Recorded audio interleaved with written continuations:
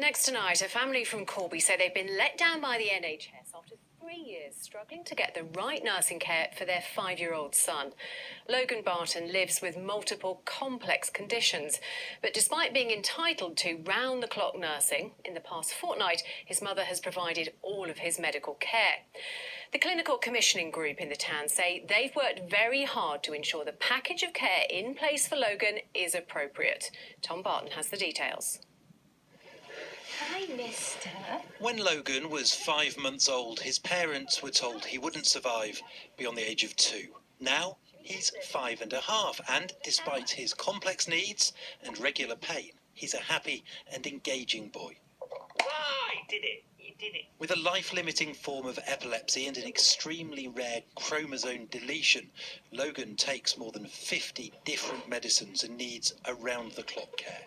But over the last 3 years, his parents, Wendy and Darren, have battled to get the NHS in Corby to provide nurses who are able to treat his multiple conditions. You naturally think a child who has continuing health care and 24-hour nursing health care would get nursing care.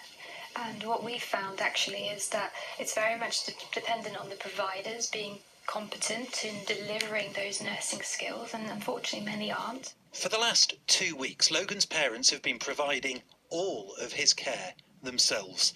Since the start of the summer, they say they've had only intermittent support, and they say none of the providers who've been arranged by Corby Clinical Commissioning Group over the last 3 years have been in a position to provide all of his care.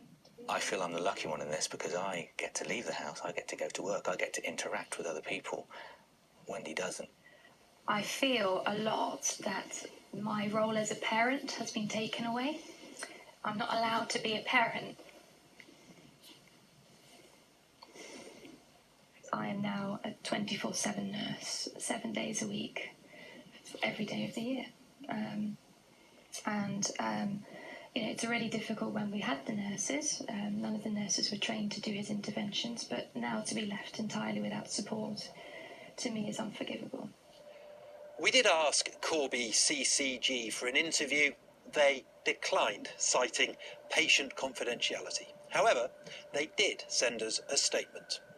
They say they've worked very hard to ensure an appropriate package of care is in place, but say the requirements of Logan's care are so intensive and specialised that few organisations can deliver it. They say they will carry on working with the family to try to find a solution that they find acceptable. But Logan's mum and dad fear the CCG hasn't listened to their concerns.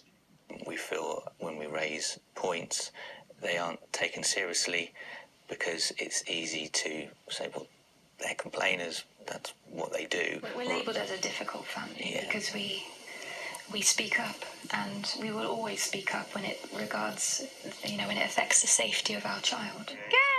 Logan's parents say they'll keep fighting for the care they say their son desperately needs.